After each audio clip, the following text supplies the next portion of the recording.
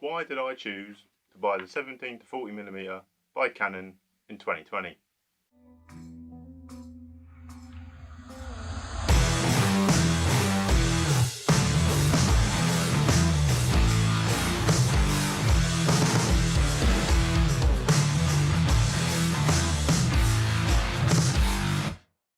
Because it's absolutely amazing. It's a great lens for a great price. That's why I bought it.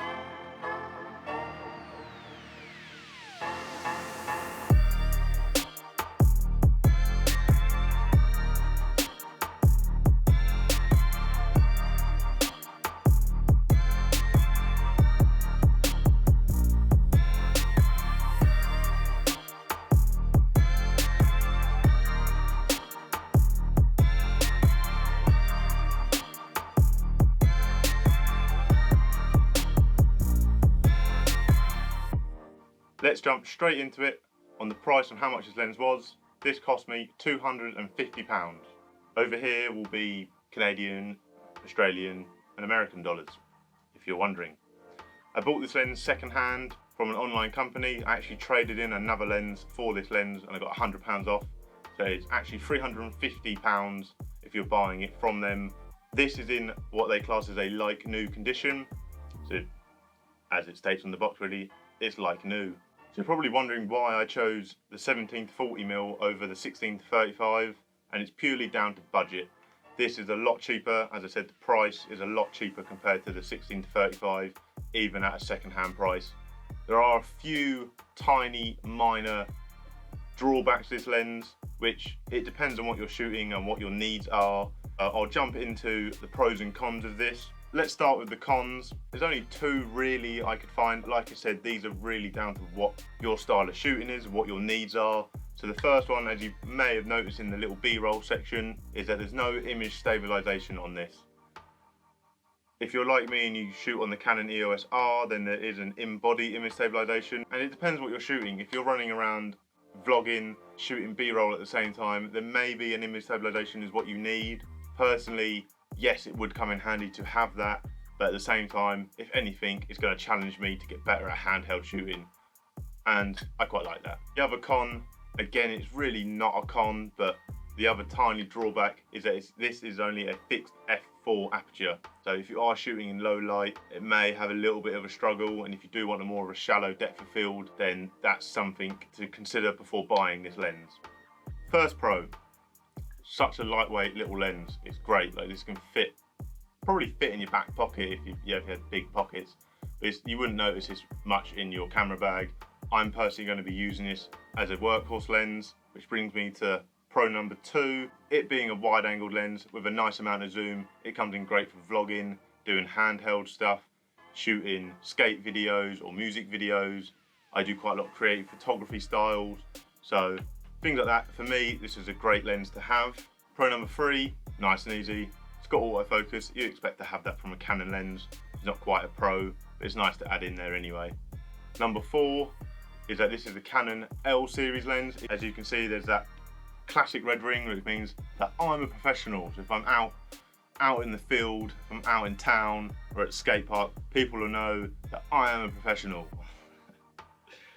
No, this is a professional standard lens. It's Canon's L series lens, so it's built to last.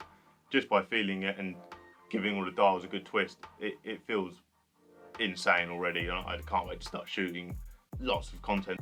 Number five, is it number five? Whatever pro we're on now. So for £350, this is a great wide zoom lens, especially being a Canon Pro Series L lens again. Like, you can't beat it for that price. Like, it's absolutely phenomenal. What I'm going to do now is I'm going to chuck this lens onto the camera to give you a bit of a comparison. I'm currently shooting with a 50mm prime lens, so 1.4, but I'm shooting at 2.8. So I'm going to give you a nice comparison on the difference between maybe the 50 and the 40mm, the 2.8 and the F4, and just show you how wide this lens can actually go. Let's change these over. This is now the 17-40mm on. I'm currently zoomed out of 40mm.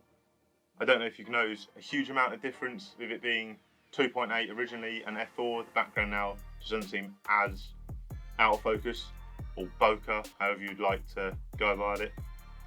it still looks like an incredible lens. The quality on here is amazing. I'm going to zoom out and show you, and please excuse the mess of this room. This is fully out at 17mm. Like I said, I have messed all over my bed. I have a big studio light laying there, and I was going to use it earlier, but today, as I'm filming this, it is British summertime and it is about 32 degrees outside, as you can tell about how blown out this window is. Here's the rest of my desk that I currently edit on. I did paint this and it's got scratches all over it. I've got a monitor here, the other 50mm that's here without its cap on, my notes. This is just to show you how wide this lens actually goes. So I'm just going to reposition this quickly because I'm probably going to end up using this lens for doing my studio talking and things like that. So I'll show you what the F4 can really be like. Me being this far apart, you can't really get a big separation between the two of us. So let's just move closer and let's see what it looks like. So this is it, still at 17mm. I can get a lot closer to the camera. You can probably even tell by the audio that it's a lot better, as I have a shotgun mic on here and it probably sounded a bit odd round there. I'm no good at audio at the moment for some odd reason. I don't know why. As you can see here, I'm looking down at my monitor here as we speak.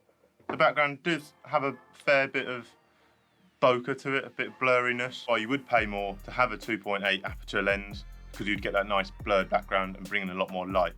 But like I said at the start of this video, it's all about budget, and this lens fell perfectly into my budget price, and this is why I now have it. That's why I've arrived at my house today. I hope this video has helped, guys. If you are in the market and you're looking for a wide-angle zoom lens, or you're looking for this specific lens and why I bought it in 2020, and maybe it's something to consider buying yourself. At the end of the day, it's all up to you on what style of photography or filming you shoot. So each lenses are going to be different for each individual. So with all that said and done, thanks for watching. Give us a like. If you've got any questions, leave them down below.